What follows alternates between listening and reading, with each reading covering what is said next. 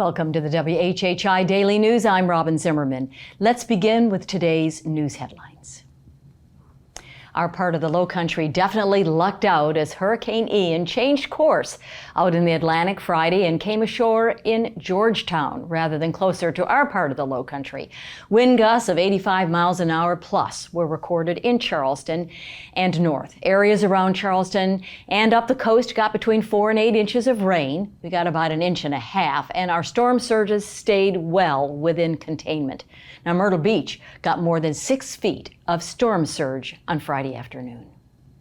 Well, if you're thinking of helping charities that are helping victims of the storm, you'll likely donate to well-established charities registered with the state. But more than 30 charities in the state got a combined $11 million from the state legislature through earmarks the last couple of years and were not registered with the state, according to the state media company owners of the Island Packet. That list includes a Penn Center on St. Helena Island, got over $1 million in state money, and says it is, like others, in the process of re-registering, but has not done so yet.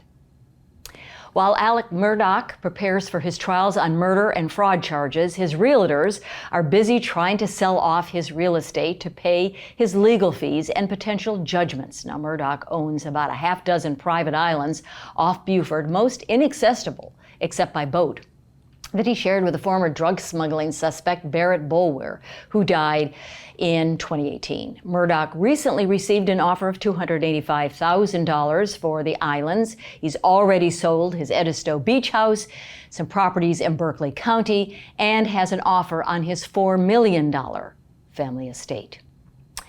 Well, it's been a very hot summer with only a taste of fall so far, but the Farmer's Almanac says we'll still see some snow in the Midlands this winter, but maybe not until February. The Almanac has been predicting the weather around the country since 1818 and expects us to see plenty of rain and some chilly temperatures by early December with frosts in early January. Unseasonably cold temperatures in late January with spring temperatures coming early by late February. And finally, the Lowcountry survived the Gulf slowdown in the late 1910s and is now bouncing back in the 20s. Very quietly, the new Riverton Point course in Okatee was completed earlier this year, and now Palmetto Bluff has announced a new 9-hole course will be built next year with reversible routing, a first in the Lowcountry, that with multiple tee boxes can stretch from only 1,000 yards to over 3,000. Stay tuned for that. More information on these stories and many more, please check out the media sources listed on your screen, and remember to follow us on Facebook and Twitter, and check out our website at WHHITV.com. And if you have a news tip, a story idea, or a cool weather photo, well, you can just email it to us at news@WHHITV.com. And now let's get an update on this calm weather from Maria. Maria, give us the lowdown. Thanks, Robyn. All right, so taking a look ahead, it looks like we're going to start off with some fall weather this week, and then by Friday, the temperatures will have risen again. Looking at Tuesday, it's going to be cloudy with Hilton having a high of 73, a low of 55. Bluffton's going to have a high of 73, a low of 53, and Beaufort's going to have a high of 74 and a low of 52.